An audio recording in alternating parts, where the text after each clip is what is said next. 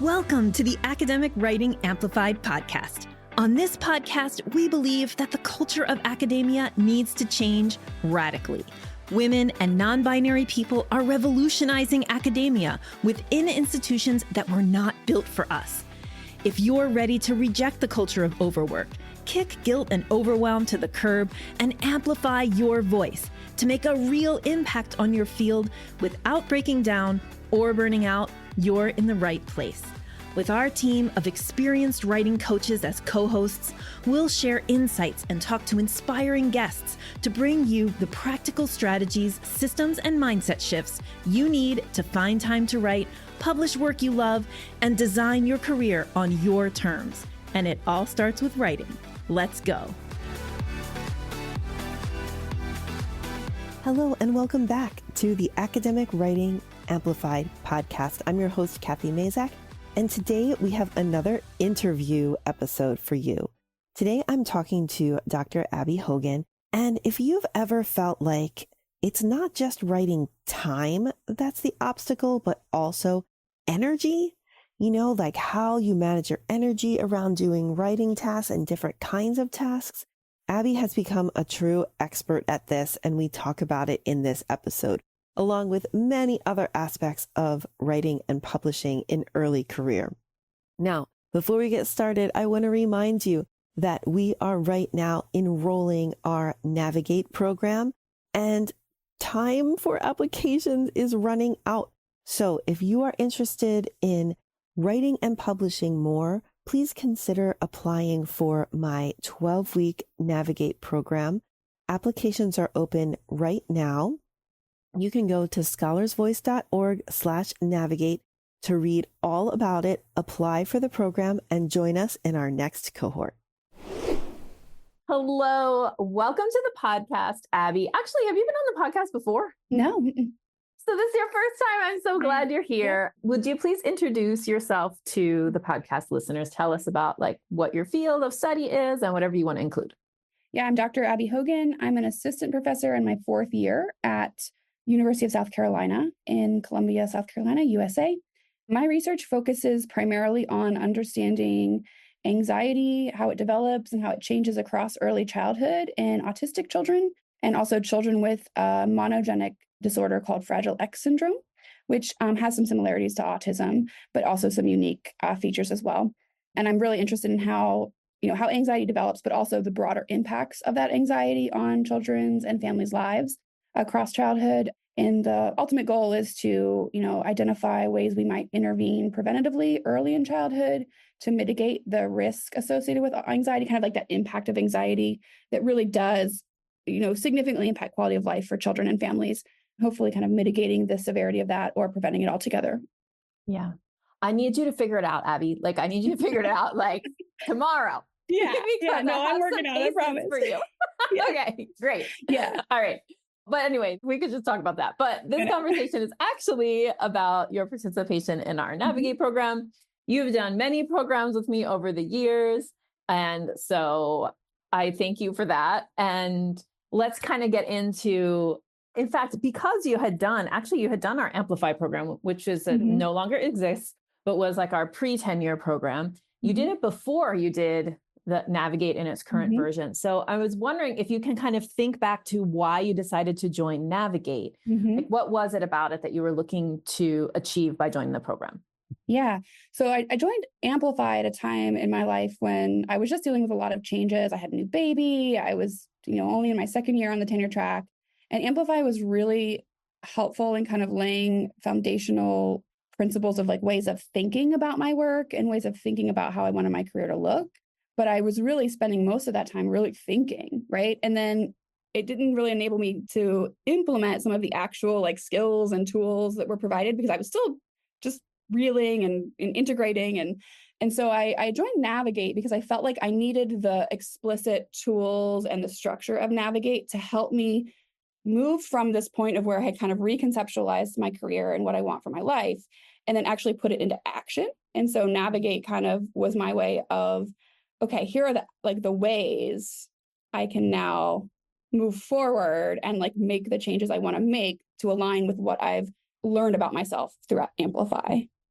I love that. That's such a great description. And I will say that like part of the redo that we did about 2 years ago of the Navigate program was to make that structure. Mhm. And so I'm glad that that was something that kind of attracted you. It was really helpful because I felt like I had the perspective and like the hard work of like the reconceptualizing and the new way of thinking and the new inner talk to myself, all of that. Yeah. I'd done a lot of work on that. And I just really needed someone to kind of like, I needed to be guided through how to like actually use that in a way that was effective, I guess. Yeah. Awesome.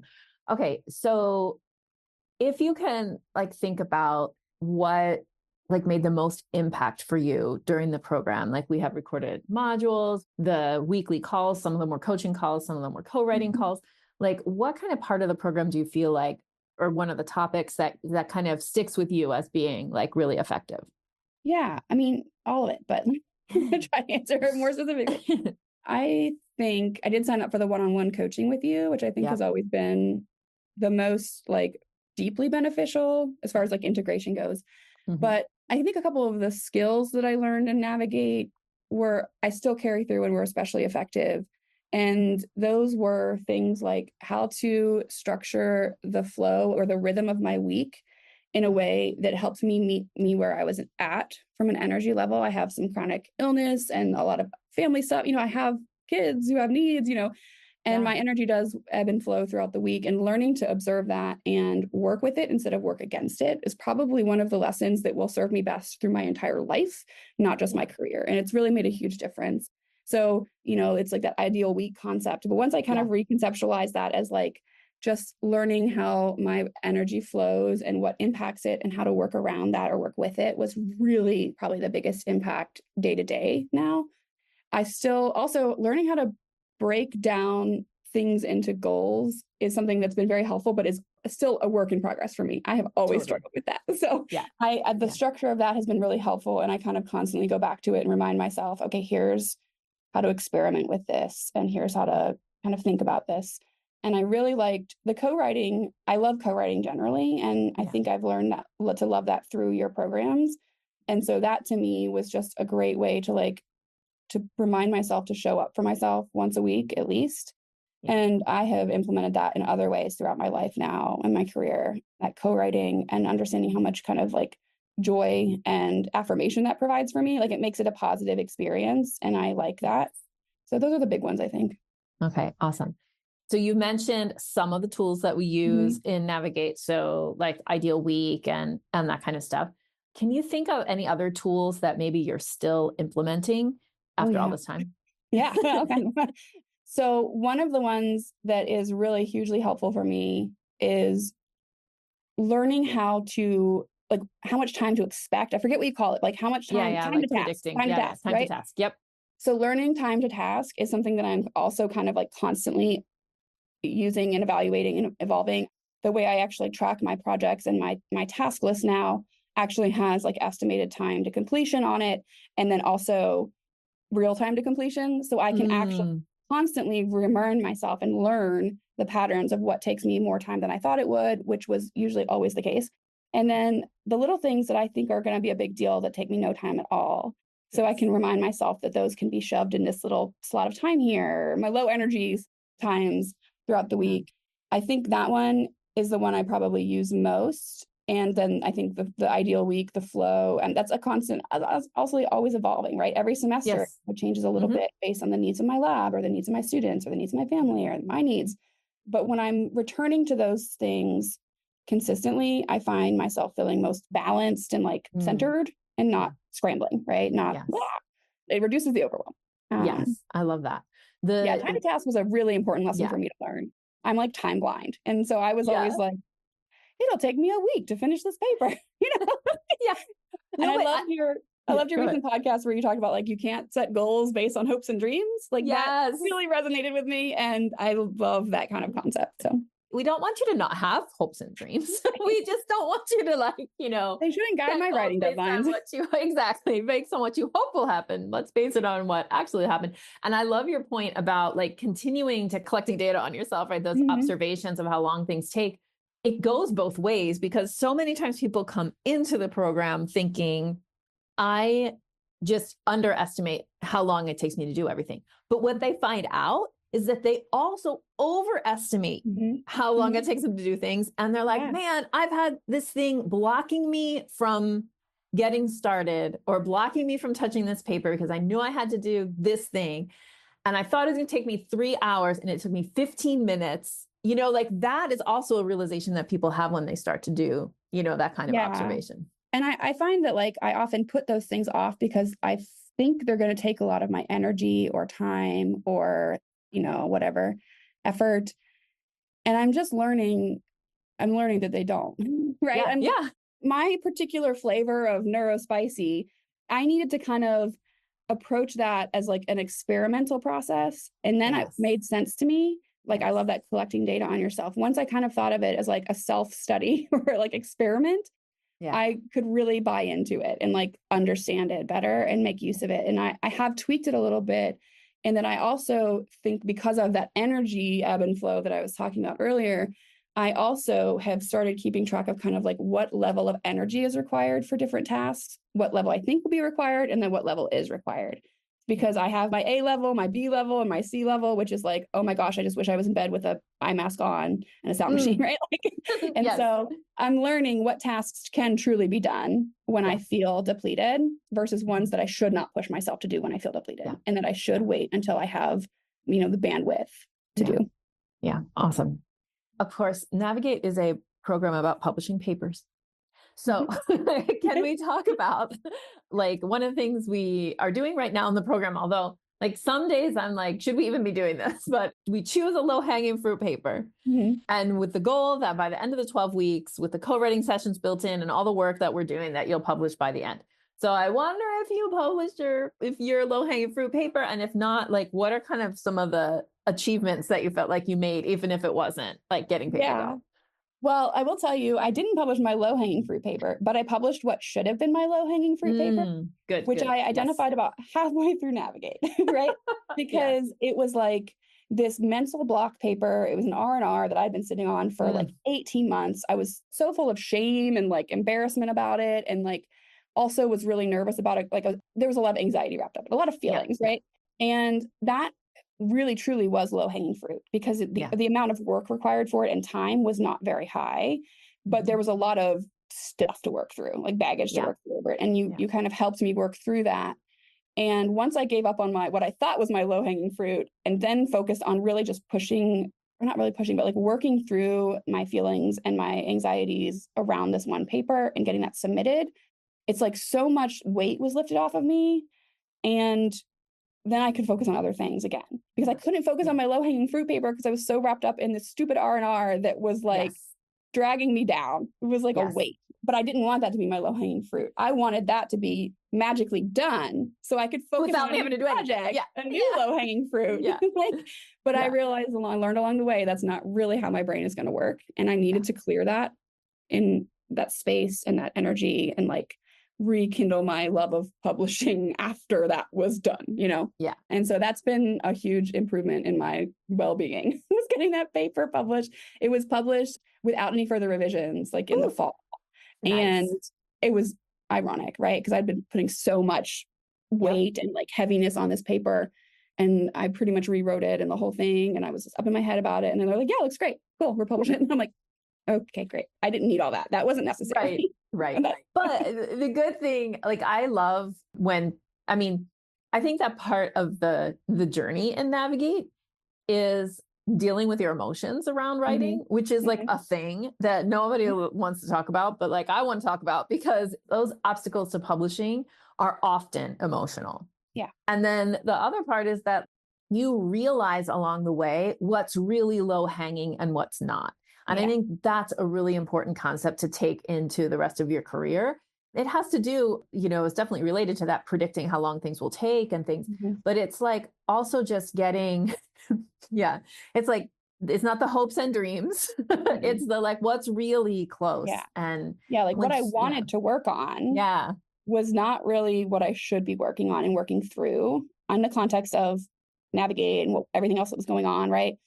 And I still remember there was a coaching, the one-on-one coaching call, the Voxer coaching you did. I remember I kind of like, I was like, oh, and I have the stupid R&R that I'm still working on, but I was talking about my original low-hanging fruit. You're like, can we just pause and like back up a little bit?